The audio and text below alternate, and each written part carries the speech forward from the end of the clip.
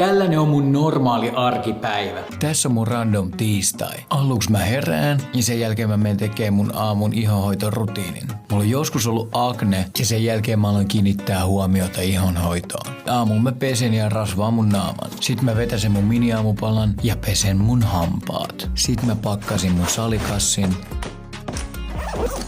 ja lähdin himasta. Auto pois tallista ja kohti salia. Salilla mä tein olkapäät ja vatsat ja sit takas kotiin. Mä söin Emman kanssa aamupalan ja kävin aamusaunassa.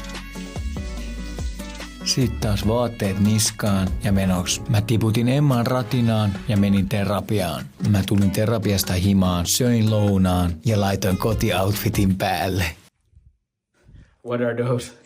Ja sit tulee syy, minkä takia mä en ikinä kuvaa My Day-videoita, koska mä vietän koko päivän täällä.